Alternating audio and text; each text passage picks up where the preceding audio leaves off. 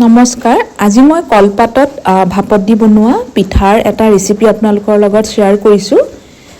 ইয়াৰ কাৰণে প্ৰথমতে পুৰখিনি বনাই লম এখন পেন পাতি লৈছোঁ আৰু এতিয়া মই চাহ খোৱা কাপেৰে 2 কাপ ৰুকি লোৱা নাৰিকল ইয়াতে দি লৈছোঁ গেছটো এতিয়া অফ আছে আৰু 2 কাপ নাৰিকলৰ কাৰণে ইয়াত মই 1 কাপতকৈ অলপ কম গুড় ব্যৱহাৰ কৰিছোঁ গুড়খিনি সৰু সৰুকৈ কাটি দিছোঁ এতিয়া গেছটো অন কৰি লৈছোঁ আৰু লগতে আধা চামুচ ঘিউ দিছোঁ গুটেইখিনি খুব ভালদৰে প্ৰথমতে মিক্স কৰি লৈছোঁ গুড়খিনি ভালকে গলিবলৈ দিছোঁ আৰু গুড়খিনি ভালকে গলাৰ পিছত যিদৰে আমি নাৰিকল লাড়ু বনাবৰ কাৰণে যিমানলৈকে ভাজো সিমানলৈকে এইখিনি ভাজি লৈছোঁ মানে অলপ এনেকৈ হাতেৰে চুই চালে আঠা আঠা টাইপৰ হয়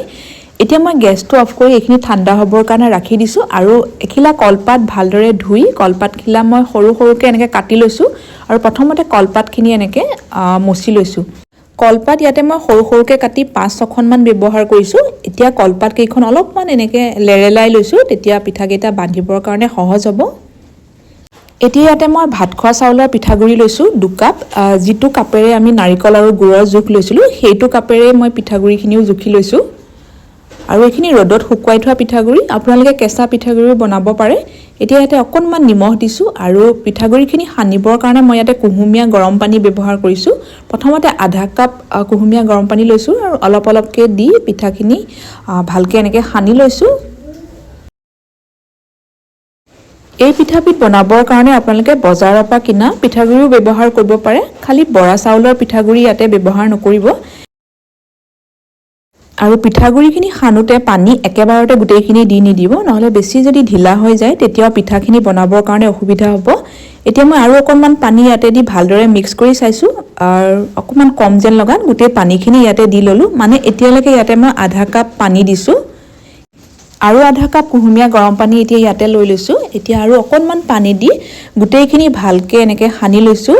যদি আপোনালোকে ইয়াত কেঁচা পিঠাগুড়ি ব্যৱহাৰ কৰে তেতিয়া পানীৰ পৰিমাণটো যথেষ্ট কম লাগিব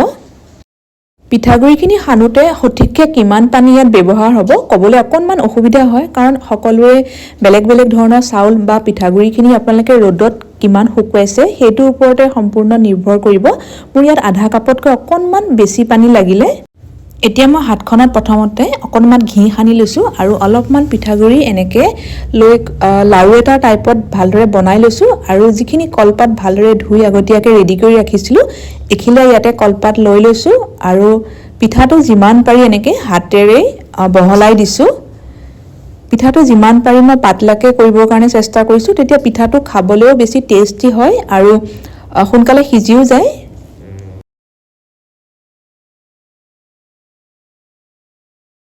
আৰু পিঠাটো একেবাৰে সাইডত এনেকৈ আঙুলিৰে অলপ হেঁচি হেঁচি দিছোঁ তেতিয়া পাতলা হ'ব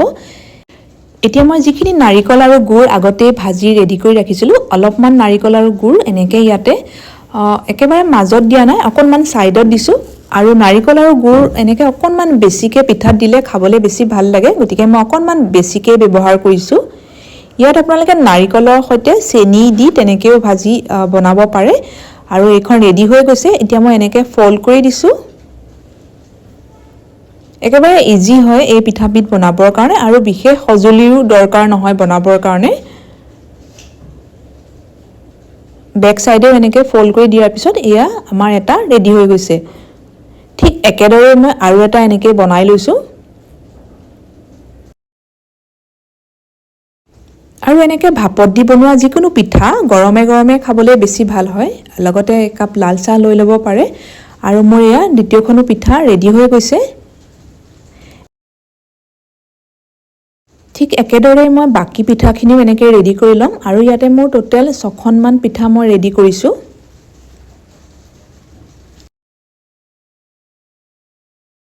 এয়া মোৰ গোটেই পিঠাখিনি ৰেডি হৈ গৈছে এতিয়া ভাপত দিবৰ কাৰণে মই এটা ডাঙৰ চচপেনত অলপমান পানী ভালদৰে গৰম হ'বলৈ দিছিলোঁ